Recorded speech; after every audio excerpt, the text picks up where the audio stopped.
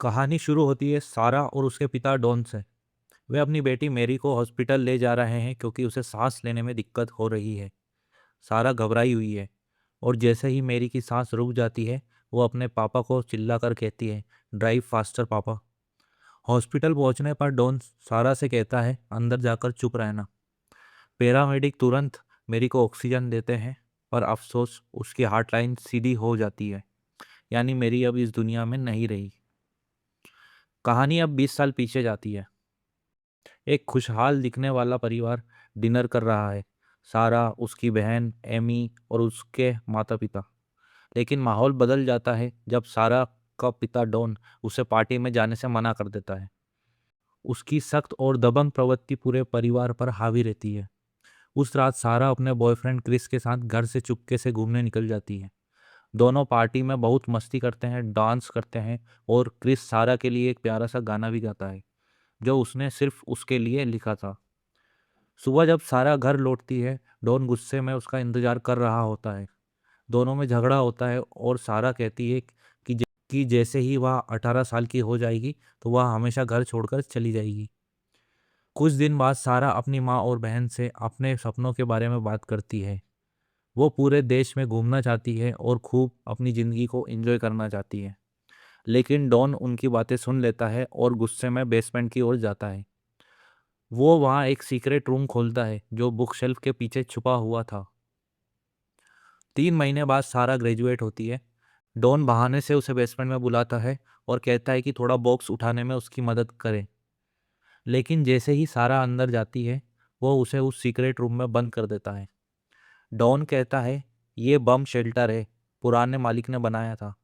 दरवाज़ा लॉक होता है। सारा चिल्लाती है और मदद के लिए पुकारती है, लेकिन कोई नहीं सुन पाता क्योंकि वह कमरा साउंड प्रूफ था। 4 दिन बाद उसकी माँ पुलिस को कॉल करती है, पर डॉन कहता है सारा तो घूमने निकल गई है अपने प्लान के हिसाब से। माँ को यकीन नहीं होता। वो कहती है वो बिना गुड बाय बोले कहीं नहीं जाती है। इसी बीच सारा का कैद का असली खेल शुरू होता है।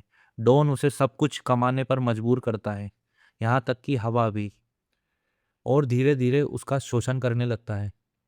कुछ महीने बाद सारा गर्भवती हो जाती है। वो अकेले ही एक बेटी को जन्म देती है, मेरी।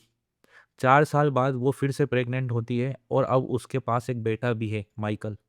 डॉन अब 2 जिंदगियां जी रहा है, एक अपनी पत्नी और दूसरी बेटी एमी के साथ ऊपर, और दूसरी बेसमेंट में सारा और उसके बच्चों के साथ।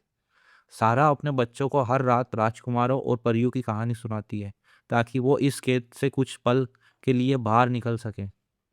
इधर एमी और उसकी माँ डॉन के झूठ से तंग आ चुकी है। एमी शक करती है कि उसके पिता ने सारा को मार दिया है, लेकिन डॉन सबको डरा कर रखता है। समय बीतता है। सारा तीसरे बच्चे को जन्म देती है जिसका नाम थॉमस है। लेकिन इस बार वो डॉन से कहती है, इस बच्चे को ऊपर भेज दो, यहाँ जगह खाली नहीं है। डॉन बच्चे को एक नोट के साथ दरवाजे पर रख देता है और उसमें नोट में लिखा होता है कि कृपया इस बच्चे को पाल लो, मैं नहीं रख सकती। उसी के साथ सारा एक हिडन नोट भी रखती है जो कि डॉन पढ़ लेता है और वो सारा को बुरी तरह पीटता है। 14 साल बीत जाते हैं। मेरी अब बड़ी हो चुकी है और एक सुंदर लड़की बन चुकी है। वो मेकअप लगाती है और खुद को देखती है।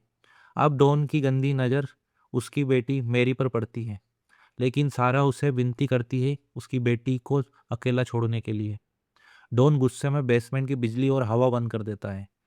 मेरी का दम घुटने लगता है। सारा उसे शांत करने की कोशिश करती है। एक दिन सारा छत से गिरते हुए पानी को देखती है और वहाँ खुदाई शुरू करती है।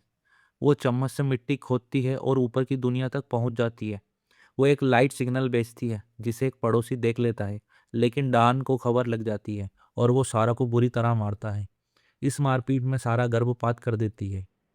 अब बच्चे बड़े हो गए हैं और सारा सब कुछ बताती है कि डॉन सिर्फ उसका पिता नहीं बल्कि उन बच्चों का भी पिता है।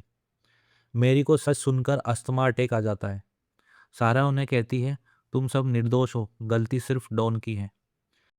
एक दिन डॉन अपनी नौकरी खो देता है और गुस्से में बेसमेंट में गैस छोड़ देता है ताकि सब दम घुटकर मर जाए। लेकिन थॉमस वक्त रहते गाड़ी बंद कर देता है और सबकी जान बच जाती है। कहानी अब वहीं पहुंचती है जहां से शुरू हुई थी। मेरी हॉस्पिटल में है, डॉक्टर उसकी जान बचा लेते हैं। सारा हिम्मत जुटाकर नर्स से कहती है मुझे मदद चाहिए। पुलिस आती है और डॉन को गिरफ्तार कर लेती है। सहारा और उसके बच्चे आखिरकार आज़ाद हो जाते हैं। कुछ समय बाद एक सुंदर दोपहर में मैरी, थॉमस और माइकल खेतों में खेलते हैं, जबकि सारा, एमी और उनकी माँ बरामदे में एक दूसरे से बातचीत करते हुए मुस्कुरा रहे होते हैं। तभी एक बाइक आती है। वो क्रिस की है, जो सारा का पुराना प्यार था। वो उसे एक पिंक हेलमेट गिफ्ट करता है, जो उसने उसके लिए 18वें जन्मदिन पर खरीदा था। दोनों मुस्कुराते हैं और बाइक पर बैठते हैं और निकल पड़ते हैं शहर के लिए, अपनी अधूरी कहानी पूरी करने। तो दोस्तों, यह थी पर्ल इन द बेसमेंट की एक ऐसी कहानी जो बताती है कि इंसान कितने साल कैद में रहकर भी आज़ादी का रास्ता ढूंढ सकता है।